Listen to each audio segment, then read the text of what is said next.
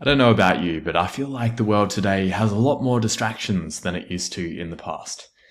We've got the ones that have always been present, like people coming and asking you for a question, or a delivery driver coming, though that's probably even more frequent in these days of home delivery. Children wanting lunch, a dog chewing your power cable, or some new distractions like your favorite influencer going live, a friend sharing a status update, an important email arriving, or a self-distraction like, I wonder what's happening on Twitter right now. These last couple are relatively new and they're a little bit harder to deal with, though the ones above are also problematic. The reason they are a problem are because when you're doing deep work, for example, when I'm coding, I've got the entire architecture of the system in my head. I can think about how each aspect of the system is joined together. And then someone walks in and asks me a question and the architecture collapses and I find it really hard to get back to where I was before.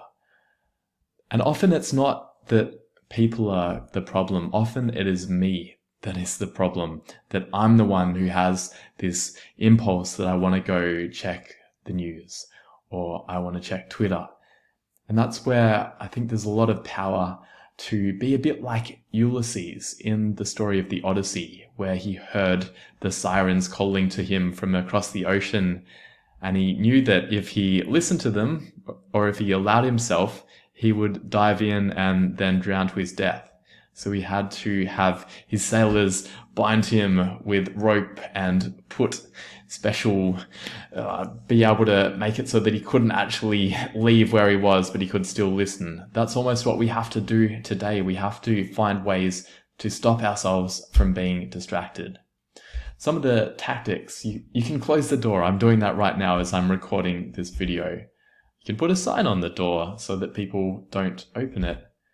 You can shut off your notifications so that you don't hear or don't see that your favorite influencer has gone live. You can put your phone in another room and you can block distracting websites. I'm going to show you some examples of how you can do some of those things using FocusBear. So we've got a distraction blocking feature. For example, if I go to a website that I haven't explicitly allowed, it's going to ask me, do I need to use it? And then it can block it for me so that I don't end up getting distracted. We've also got Pomodoro mode, so I can come in. Here I can have Pomodoro sessions, including distraction blocking. I choose the type of focus that I want to enable. I choose the Pomodoro mode duration. So I'm going to work for 50 minutes and have a break for 10 minutes. And then I put in my intention. And for example, I might want to do record course videos. And during this time, if I go and look for, say, cat videos, it's going to ask me, do I really need to use it? Whereas if I go to Google Sites, it's not going to ask me that because that's an allowed URL. And when I am done, let's say I go on my break.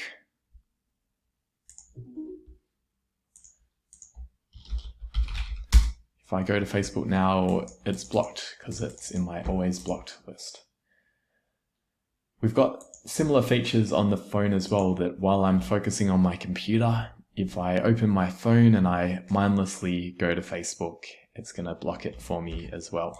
Here's what it looks like on my Android, that if I try and open TikTok while I'm meant to be actually focusing, it will show me this screen reminding me that not quite time for TikTok right now. So these features are pretty handy. They really can help to reduce the temptation to distract oneself.